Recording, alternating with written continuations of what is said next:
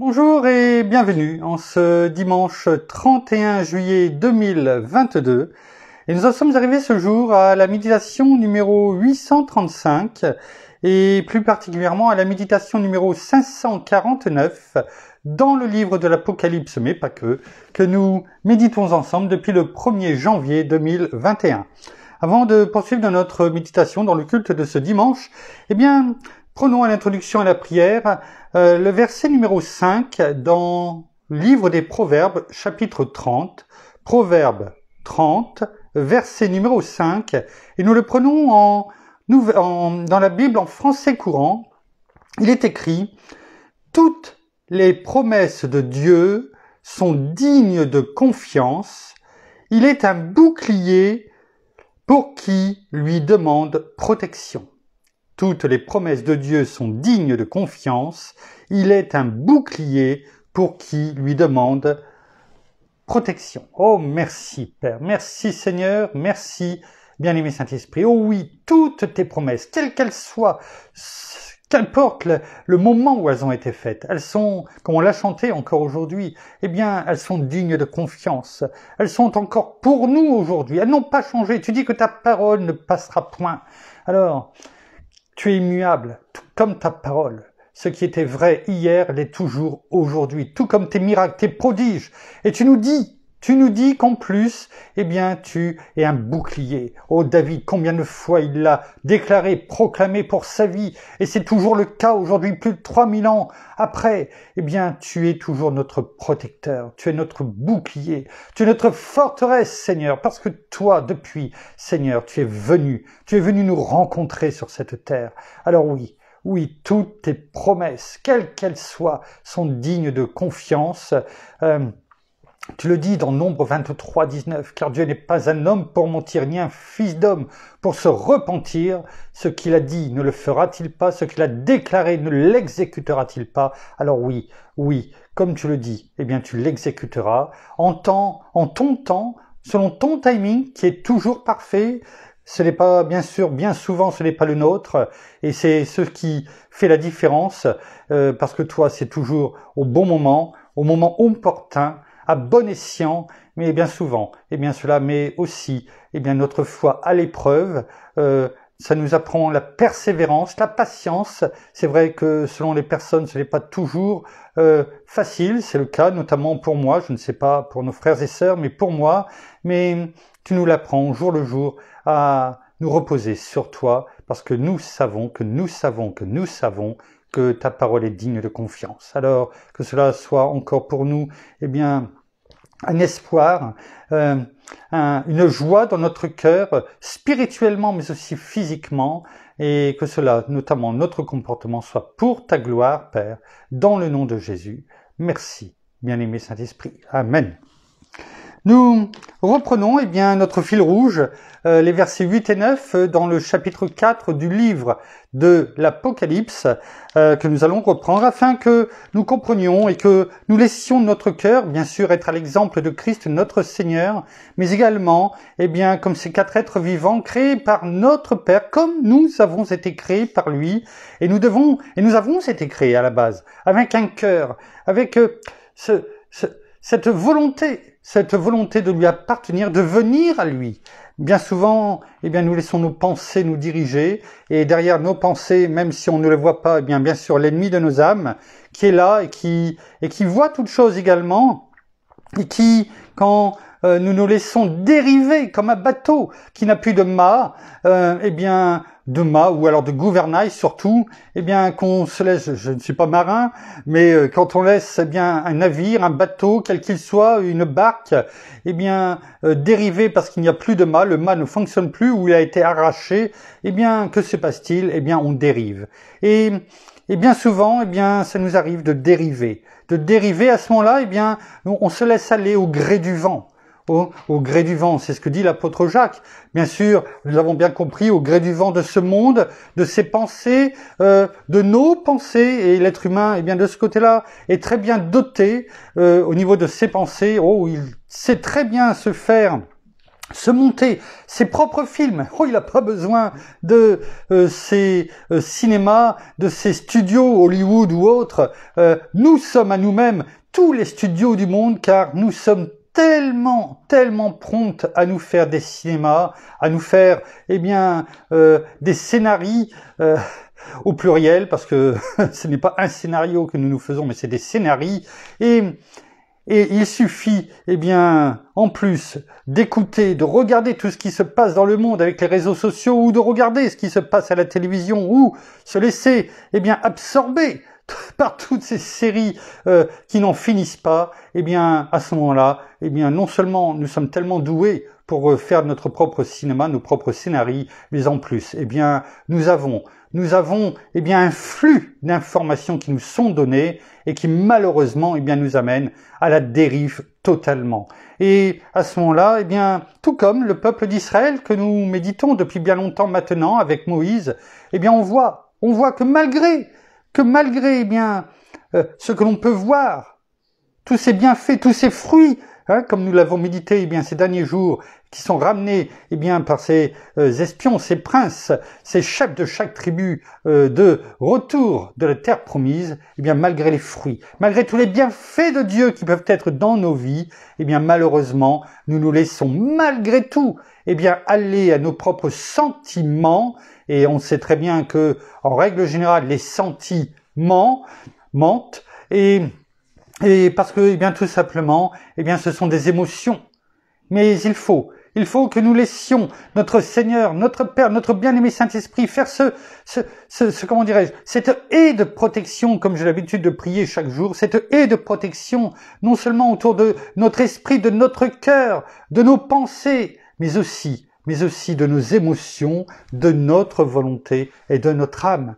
Et nous avons toutes et tous, quel que soit notre degré d'intimité avec notre Père, avec notre Seigneur, avec notre bien-aimé Saint-Esprit, toutes et tous, nous avons besoin, et ceci jusqu'à la fin, ce sera le cas jusqu'à la fin, nous avons besoin de cette haie de protection, parce que, nos pensées, tout comme un train qui déraille, si les rails ne sont pas, regardés, auscultés régulièrement par des équipes pour voir si tout va bien, s'il n'y a rien qui fait défaut pour que justement le train ne déraille pas, il en est de même pour nos pensées. Il faut que, la parole de Dieu coule dans nos vies en permanence pour pouvoir, ausculter, retirer tout ce qui peut être impur finalement dans nos pensées, ou qui pourrait, vous savez, ce caillou dans les chaussures quand on marche, on dirait que c'est systématique. Quand on va pour marcher, qu'importe la chaussure que l'on met, c'est vrai que quelquefois je ne comprends pas, il y a toujours un caillou qui arrive à rentrer dans notre chaussure et qui nous fait mal quand nous marchons. C'est un peu la même chose. Il ne faut pas qu'il y ait quoi que ce soit qui nous empêche de marcher sur le bon chemin, que nous soyons toujours sur les bonnes rails.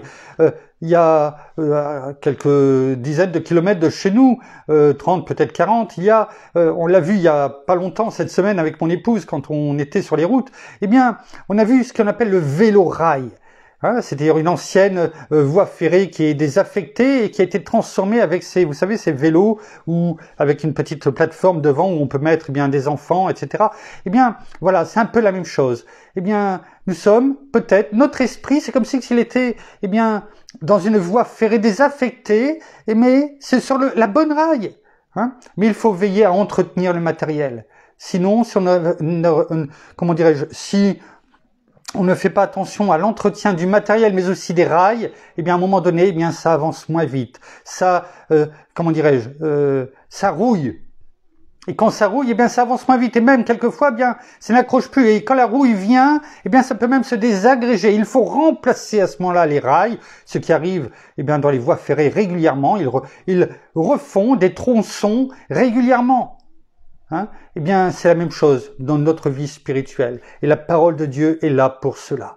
Alors, tout comme les 4 êtres vivants de ces versets 8 et 9 du chapitre 4 du livre de l'Apocalypse, nous devons louer, glorifier notre Père, bien sûr notre Seigneur et notre bien-aimé Saint-Esprit pour ce qu'il fait pour tout ce qu'il fait dans notre vie au quotidien, pour nous, mais pas que pour nous, bien sûr, pour notre conjoint, pour ceux qui sont mariés, pour les enfants, pour les petits-enfants, pour les familles, pour nos bien-aimés. Car nous sommes un seul corps, même pour ceux que nous ne connaissons pas, partout sur la terre, mais qui, par rapport à nous, en France, eh bien, où nous avons encore cette liberté, aujourd'hui, mais qui souffrent là où ils sont, qui sont emprisonnés, qui sont tués pour certains. Je lisais encore un reportage ces derniers jours. Eh bien, c'était l'anniversaire de la mort d'une jeune femme. Oh, une jeune, peut-être entre 25 et 27 ans, je ne sais pas, il n'y avait pas l'âge, mais enfin, elle était jeune. Et dans un pays musulman, hein, où elle était, eh bien, avec la Bible à la main. La Bible à la main, il y avait un interphone. Hein, pour parler, pour louer, pour glorifier, pour déclarer, proclamer la parole de Dieu. Eh bien, elle a été à ce moment-là assaillie par ces musulmans, en tout cas qui étaient là pour la lapider, si je puis dire, pas forcément avec des pierres, mais avec des coups, en tout cas. Et bien sûr, elle est décédée avec la parole dans sa bouche. Elle est décédée, l'interphone était à côté d'elle, elle serrait la Bible dans ses mains. Elle savait ce qu'elle risquait. Mais ils ont peut-être tué le physique, mais ils n'ont pas tué son âme. Et nous ici, où nous pouvons, en France ou dans d'autres pays, louer, glorifier, rendre gloire librement à notre Père, à notre Seigneur, comment agissons-nous? Recevons cette pensée, qu'elle alimente notre esprit. Et si ça doit être le cas, eh bien plions les genoux et venons demander pardon. Parce qu'il y a tellement de personnes qui souffrent, qui sont persécutées, des familles entières, même en Chine, qui sont, on en a déjà parlé il y a bien longtemps, qui sont jetées en prison, tout comme, eh bien, c'était les Juifs à l'époque de la guerre ici en France, qui sont dénoncés, et que ce soit hommes, femmes, enfants, qui sont jetés en prison. Bien sûr, eh bien, qui sont répartis dans différentes cellules, ou même endroits. C'est important pour nous de nous rappeler cela. Parce que l'Église, oui, est persécutée, tout comme notre Seigneur a été persécuté. Que cela, eh bien, alimente nos différents scénarios, justement, pour que nous en soyons aussi conscients et que nous ne laissions pas simplement, eh bien, les pensées, nos pensées, mais surtout les pensées de l'ennemi derrière, hein, qu'on ne le voit pas, mais il les alimente. Vous savez, comme on alimente un feu l'hiver. Oui, et on ne s'en rend pas compte. Et dans notre confort au quotidien, eh bien, on ne voit pas, on ne pense même pas à tous nos frères et sœurs qui, eux, souffrent, sont persécutés pour la parole de Dieu, pour Christ Jésus notre Seigneur.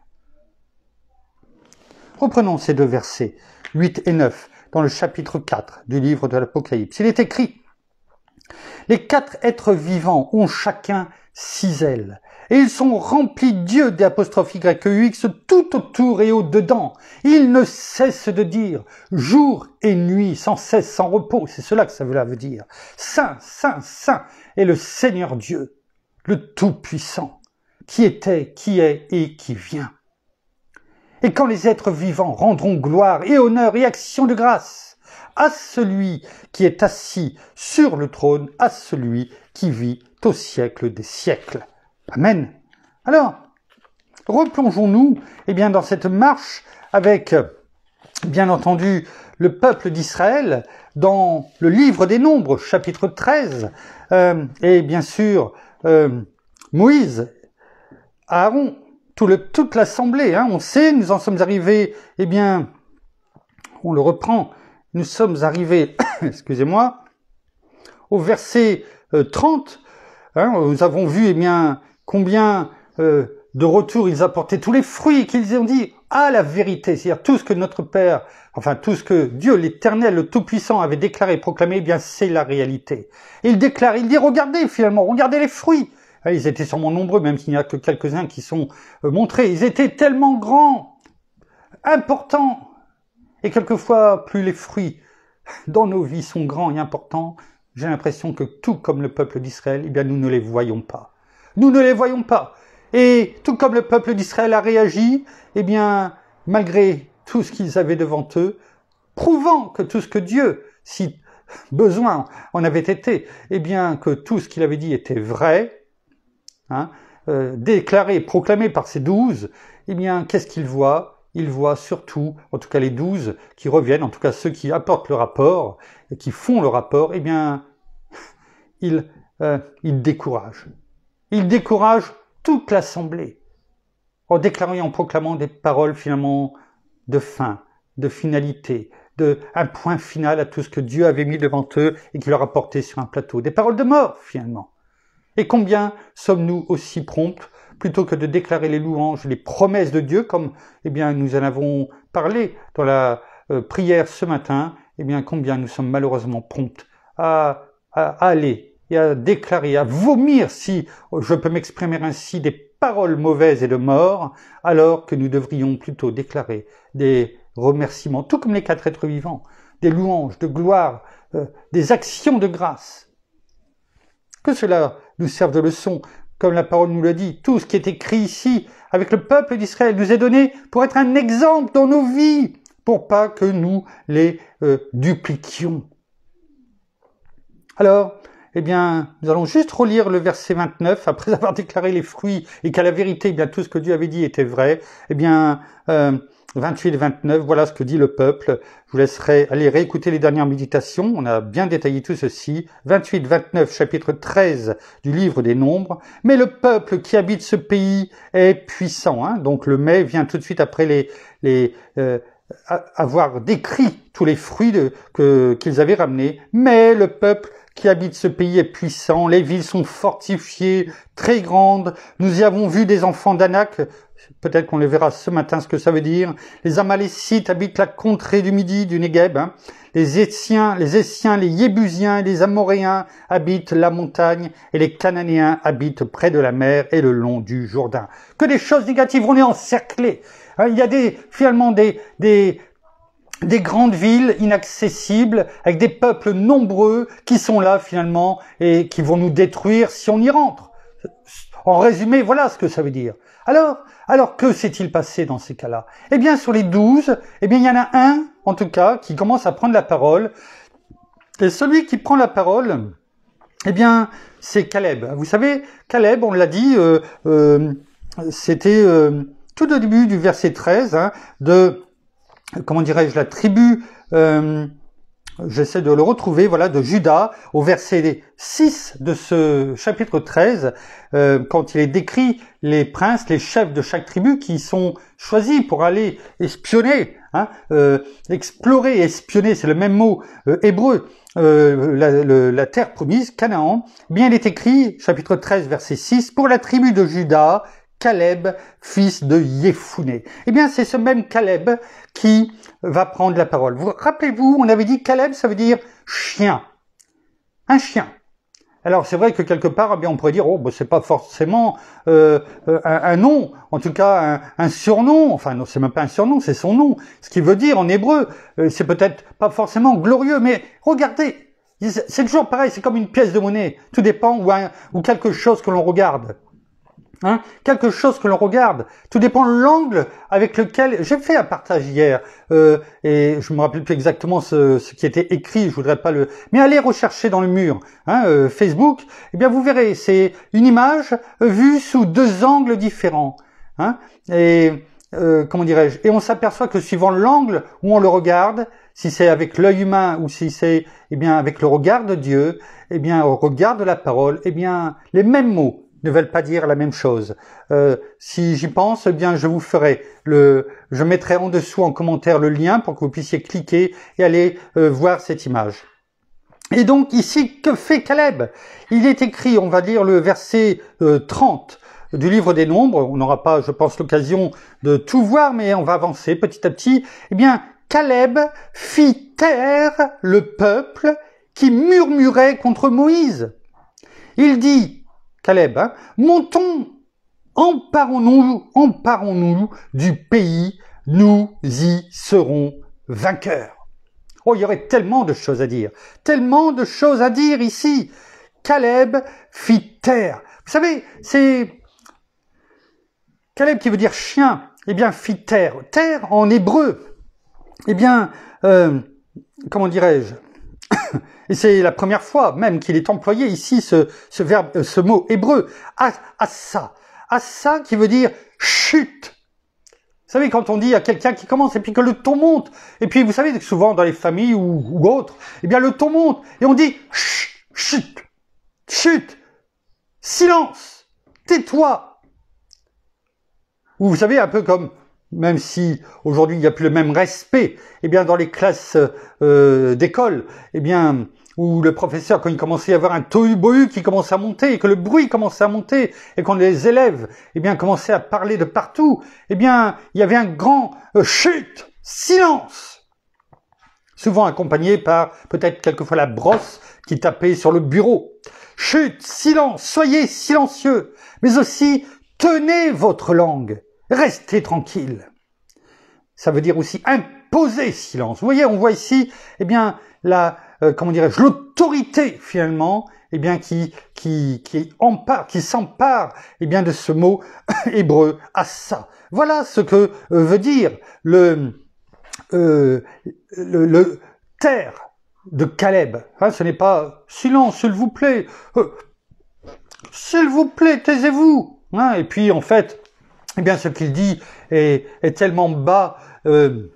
Au niveau de la tonalité, eh bien que personne n'entend ce que dit Caleb. Non, ce n'est pas du tout ce que le mot hébreu ici, assa, veut dire. Et c'est la première fois que ce mot assa, hébreu assa, eh bien, est utilisé ici dans Nombre, chapitre 13, verset 30. C'est la première fois. Il est utilisé 8 fois dans tout l'Ancien Testament. Vous voyez, c'est peu nombreux. Eh bien, c'est ici qu'il est utilisé pour la première fois. Cela montre, eh bien, combien c'est important quand Caleb, eh bien, a pris la parole. Combien c'est important. Pourquoi? Parce que lui, quelque part, non seulement avait vu, eh bien, la parole ne nous dit pas s'il était d'accord ou pas, s'il faisait partie, eh bien, de l'assemblée. Lorsqu'ils ont dit, envoyons des espions, hein, des personnes explorer le pays. La parole ne nous dit pas si il a dit également la même chose ou pas. Je n'en sais rien, je peux pas vous le dire. Le but c'est de rester sur la parole et non pas, eh bien, de rajouter nos propres opinions, car ce n'est plus la parole de Dieu. Hein. Donc restons sur cette parole. Donc la parole ne nous dit pas. Mais par contre, il y a une chose qui est sûre, c'est que lorsqu'il a dû voir tous les fruits, eh bien, et ceux qui avaient été ramenés, ce qu'il a vu là-bas, eh bien, lui, eh bien, a pris pour lui, eh bien, tout ce que Dieu avait dit. Hein, vous savez que ce pays, eh bien, où jaillissent les sources, le lait, le miel, tous ces arbres, ces fruits, qu'il n'y aura plus besoin, eh bien, de chercher sa nourriture, ou d'avoir faim, ou soif, eh bien, tout était donné. Alors, qu'importe s'il était avec toute l'assemblée, et je pense que oui, quelque part, parce que il est écrit que toute l'assemblée est venue voir Moïse pour demander d'envoyer des hommes. Donc si ici, ce n'avait pas été le cas, je pense que la parole nous aurait dit, sauf Caleb, et on le verra plus tard, quelqu'un d'autre. Eh bien, la parole ne nous en a pas fait mention. Donc c'est pourquoi on peut dire, eh bien, il y a de grandes chances il faisait partie. Mais, nous avons dit hier ou avant-hier, eh bien que au retour, avec tous les fruits qu'ils avaient, eh bien, je suis persuadé que Dieu donnait une seconde chance. Ils auraient pu dire, tout comme, eh bien, nous l'avons chanté ce matin, tout comme nous l'avons chanté, eh bien, pardon, viens toucher ma vie à nouveau. Oui, nous avons vu tout cela. Ils auraient pu encore dire, oui, on a tous ces fruits. Oui, il y a ces villes, ces peuples, etc. Oui, effectivement. Mais, je veux m'approcher de toi. C'est-à-dire, eh bien, nous voulons nous accrocher à ta parole. Nous voulons demeurer dans ta présence. Rappelons-nous ce que la parole, notre Père, avait dit à Moïse dans Exode 32, suite au veau d'or. Consacrez-vous aujourd'hui. C'est-à-dire, donnez-moi votre vie. Demeurez dans ma présence. Laissez-moi vous conduire. La parole nous dit toujours la même chose aujourd'hui. Et nous l'avons chanté. Combien de fois je dis ce que l'on chante, Ça ne doit pas être simplement des chants pour dire et se donner bonne conscience. Oh, j'ai chanté des louanges. Ce qui sort de notre bouche. Je crois que j'ai fait le partage aujourd'hui. Notre langue, eh bien, de notre langue, sortent la vie et la mort. De la même bouche, dit l'apôtre Jacques.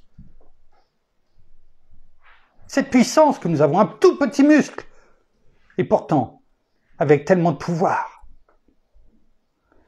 Oui, on l'a chanté. Je veux m'approcher de toi. Laisser mes peurs derrière moi. Ils auraient pu dire, oui, nous avons peut-être peur, parce que voilà tout ce que nous avons vu. Mais nous savons, eh bien que, comme tu nous l'as demandé, eh bien, nous voulons nous consacrer, parce que c'était toujours pas le cas. Nous voulons nous consacrer à toi, de cœur, totalement et complètement. Et ce que tu as dit, eh bien, nous savons que tu vas le faire. Et nous avons aussi chanté. Abrite-moi, abrite-moi de tes ailes, que tes bras d'amour soient autour de nous. Voilà ce qu'ils auraient pu dire encore. Même si les océans se déchaînent, c'est-à-dire même si, eh bien, tous ces peuples sont contre nous, même si ces villes que nous avons vues, eh bien, sont des forteresses imprenables, soi-disant, eh bien, je les traverserai avec toi. C'est-à-dire ces batailles, eh bien, tu vas les mener pour nous. Père, tu domines les tempêtes, c'est-à-dire les circonstances, les batailles. Je suis tranquille. Rappelez-vous, tranquille, ça veut dire, c'est le même mot hébreu pour dire tranquille ou repos, comme il avait dit à Moïse. Tu seras dans mon repos. Je suis tranquille car tu es là. Vous voyez, ils auraient pu, tout comme je vous ai parlé de deux angles, de façons de voir, ils auraient pu choisir malgré la description finalement de ce qu'ils ont fait, de ce qu'ils ont vu, eh bien ils auraient pu dire mais avec quelque chose de positif derrière. Nous avons encore chanté ce matin dans cette nouvelle louange que nous chantons depuis la deuxième fois, c'est la puissance. Eh bien, malgré tout ce que nous avons vu, et tout cela c'est pour la même chose pour nos vies aujourd'hui, ce n'est pas que pour le peuple d'Israël. C'est un exemple pour nous aujourd'hui dans nos vies, au quotidien, quelles que soient les circonstances de nos vies. Eh bien, on a chanté, il y a un espoir, même dans l'épreuve. Un courage qui chasse toute crainte. Et c'est même pas au pluriel. Pourquoi? Parce que c'est en général, tout est englobé dans toute crainte. Parce que quand on les met au pluriel, eh bien, ça pourrait dire aussi toutes celles-là, mais peut-être j'en ai oublié. Mais non, là, c'est toute crainte en général, quelle qu'elle soit. Il y a un espoir, même dans l'épreuve, un courage qui chasse toute crainte. Ce courage, eh bien, c'était tout simplement de dire, eh bien, Dieu Tout-Puissant, pour le peuple d'Israël, mais pour nous, Père, nous sommes trompés. Oui, il y a tout cela, mais mon courage n'est pas en moi. Parce que bien souvent, nous ne sommes pas forcément courageux devant l'épreuve, suivant le niveau de l'épreuve. Et surtout s'il y a des répétitions. Alors, eh bien, à l'abri de tes bras, eh bien, nous nous abandonnons, parce que quelle que soit l'épreuve, eh bien, tu combats pour nous. Tu abats les forteresses. Tu chasses les ténèbres. Tu chasses toutes choses. Parce que tu es là. Tu es toujours avec nous. On l'a chanté, là encore, ce matin. Et ça, ils auraient pu le dire parce qu'ils ont eu ces miracles, ces prodiges, depuis la sortie d'Égypte, 15 mois, 16 mois auparavant. Avec tout ce qu'ils ont pu voir de prodiges, de miracles dans leur vie.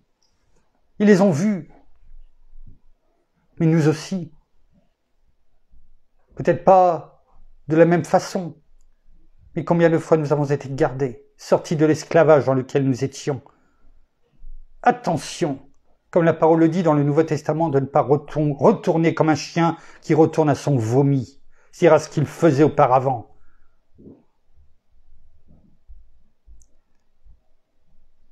Vous savez, la parole nous le dit à plusieurs fois dans le Nouveau Testament, c'est pourquoi je vous dis ça n'a pas changé.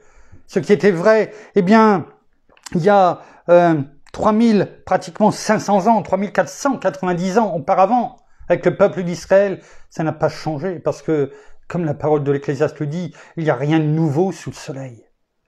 La parole nous le dit, eh bien, dans 2 Timothée 1,7, car ce n'est pas un esprit de, de timidité, c'est-à-dire de manque de courage qui nous a été donné, mais un esprit de force, d'amour et de sagesse. Timidité qui veut dire aussi de lâcheté, quand on va voir le mot grec ici dans le Nouveau Testament. Comme le Seigneur nous le dit, eh bien lui-même, dans Jean 14, au verset 27, que votre cœur ne se trouble pas et ne s'alarme pas, c'est-à-dire ne devienne pas lâche. Dans l'épreuve, nous ne devons pas faire preuve de lâcheté, parce que cela voudrait dire que, eh bien, nous ne reconnaissons pas que notre Seigneur habite en nous et nous en lui. Je ne dis pas que nous ne pouvons pas, par moments, avoir, non pas des doutes, mais avoir peur sur le coup. Mais bannissons. Tout comme il est dit dans Ésaïe 54, au verset 14. Tu seras affermi par la justice. Notre Seigneur est la justice. Parce qu'il est venu. C'était déjà, Ésaïe avait déjà cette révélation de la justice de Dieu et de notre Seigneur qui venait. Tu seras affermi par la justice.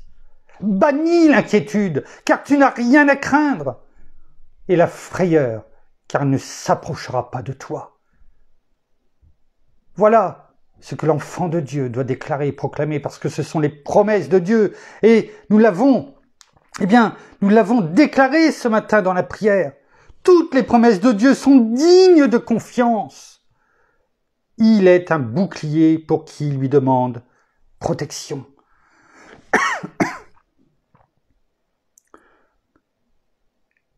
Je regarde. Toutes les paroles de Dieu en paroles de vie sont dignes de confiance. C'est un bouclier pour ceux qui le prennent comme abri. C'est ce qu'on a chanté ce matin. Abrite-moi.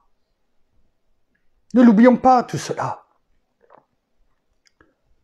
Ne l'oublions pas. Voilà ce qu'ils auraient pu faire. Et voilà, finalement, eh bien, les deux réactions. Tout comme, eh bien, avec les 2 brigands sur la croix, lorsque notre Seigneur s'est donné pour nous. Eh bien, d'un côté, quelqu'un qui ne le reconnaissait pas, qui se moquait de lui sur la croix, et qui était lui-même ce brigand à côté. Et l'autre brigand, ces 2 brigands qui se connaissaient, qui avaient dû faire les 400 coups ensemble, et l'autre qui lui dit « Mais tais-toi, nous méritons notre sort !»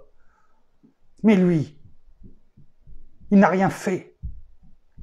Et s'adressant à notre Seigneur, il lui a dit « Eh bien, rappelle-toi de moi. Rappelle-toi de moi. » Et notre Seigneur lui a répondu « Eh bien, aujourd'hui, tu seras avec moi dans les cieux. » On voit bien qu'il y a toujours 2 possibilités, 2 angles. Tout dépend où on se situe, du bon ou du mauvais côté. De celui qui voit le verre à moitié vide et celui qui voit le verre qui déborde, même s'il n'est qu'à sa moitié. Parce qu'il n'est pas optimiste vis-à-vis du monde, mais il croit. Il croit tout simplement. Et ça fait toute la différence.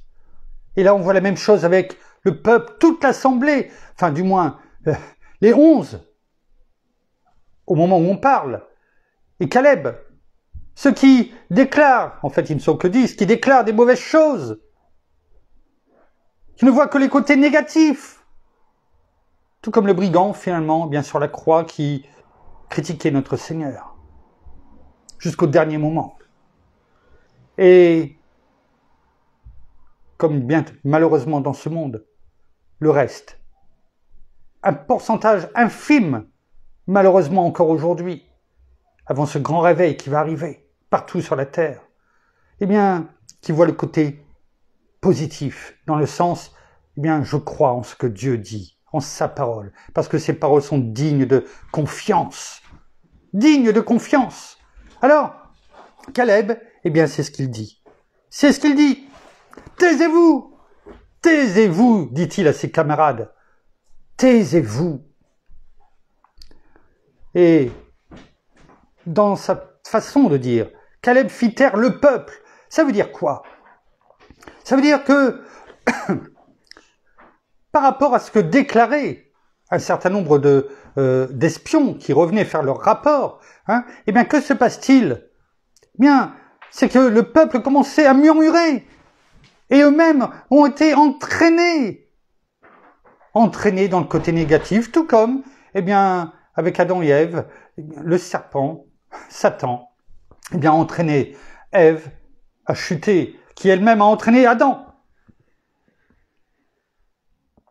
Ces 10, en tout cas, qui critiquaient, en tout cas ceux qui faisaient le rapport négatif, eh bien, ont entraîné tout le peuple qui était déjà dans l'incrédulité, on le sait, et qui n'avait pas besoin de ça pour se laisser, eh bien, amener à la dérive, comme nous en avons parlé aujourd'hui. Donc, Caleb, eh bien, leur a dit, silence, taisez-vous, tenez votre langue. Peut-être avait-il cette révélation déjà, eh bien, que de la langue, eh bien, sortaient les bonnes ou les mauvaises choses. Et où les mauvaises choses. Donc, il leur dit, taisez-vous, taisez-vous, vous qui murmurez contre Moïse, les derniers qui ont murmuré contre Moïse, on a vu ce que ça a donné. Lorsque Aaron, enfin Myriam et Aaron, pour prendre l'ordre chronologique biblique, ayant critiqué Moïse, eh bien ce que ça a donné. Même dans le livre de l'Exode, quand nous avons médité le chapitre 32 et 33, nous avons vu ce qui est arrivé quand, eh bien, ils critiquaient Moïse. Et Dieu a dit, mais ce n'est pas toi qui le critiques, Moïse, c'est moi, parce qu'ils ne veulent pas de moi. Ils ont préféré le visible au Dieu invisible, à la main invisible. Ils préfèrent la main de l'homme. C'est ça la foi. Oh, quelquefois on marche sur un fil, comme un funambule. Attention de ne pas pencher du mauvais côté et tomber du mauvais côté. Parce que la chute peut être interminable.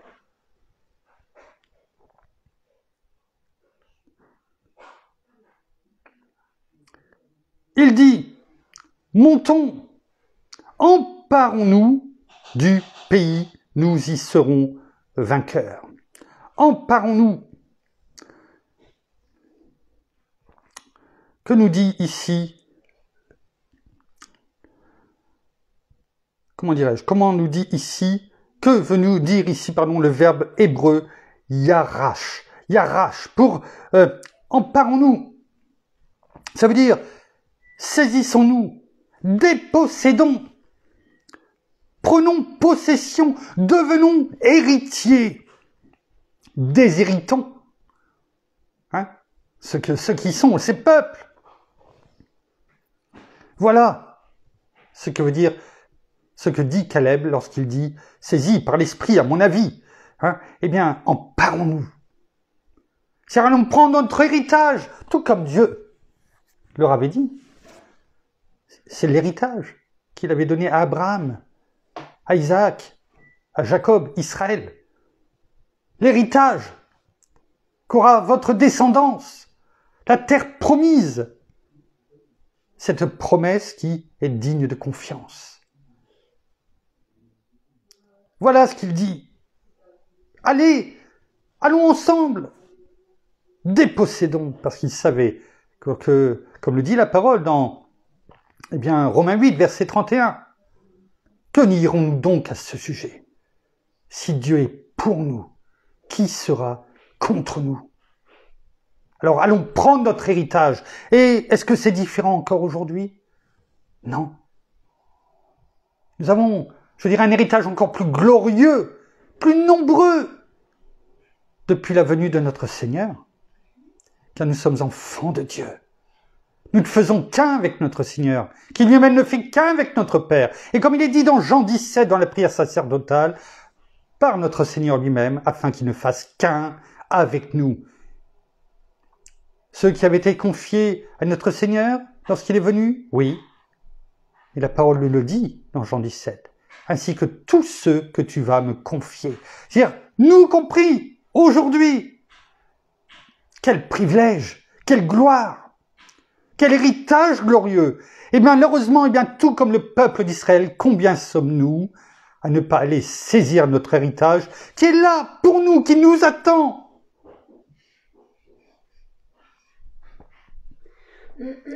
Emparons-nous du pays, de cette terre promise, pour eux, pour nous.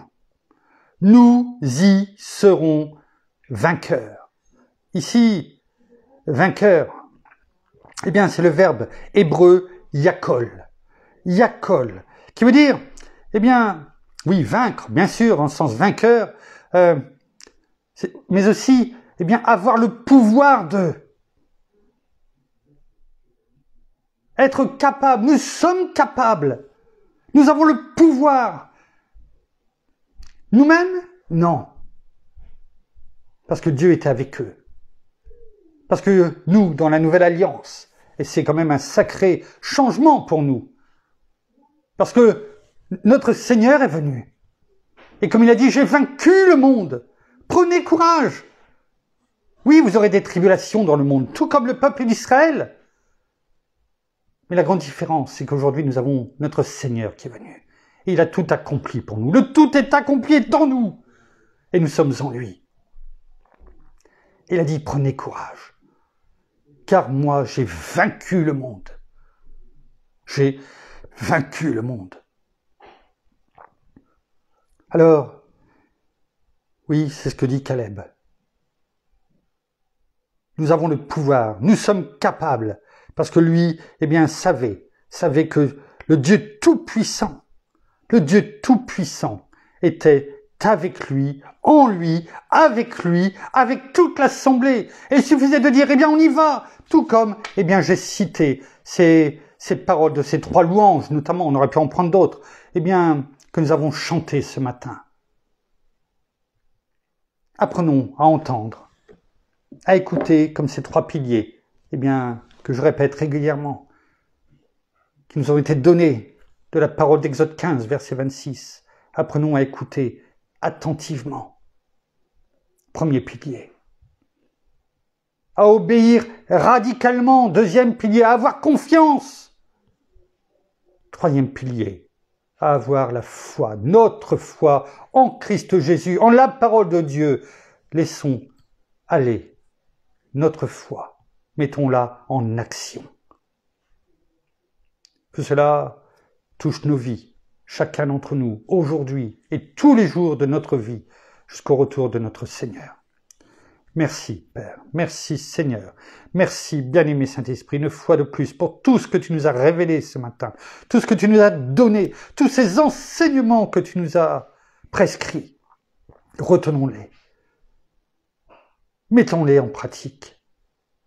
Et que notre pas de foi se fasse chaque jour, en toi, par toi, conduit par toi, bien-aimé Saint-Esprit. Amen. Voilà, ainsi s'achève la méditation, le culte de ce dimanche. Nous vous bénissons abondamment de toutes les bénédictions spirituelles dans les lieux célestes en Christ.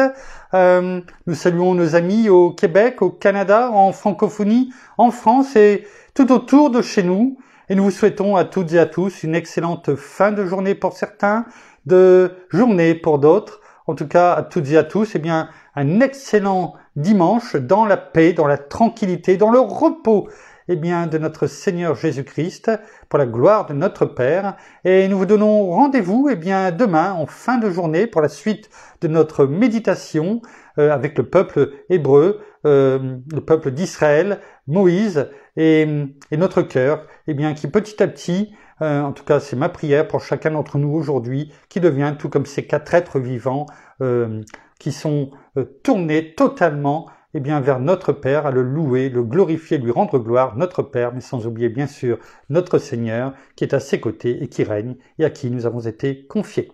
En attendant de se retrouver demain, soyez abondamment bénis. À demain. Au revoir.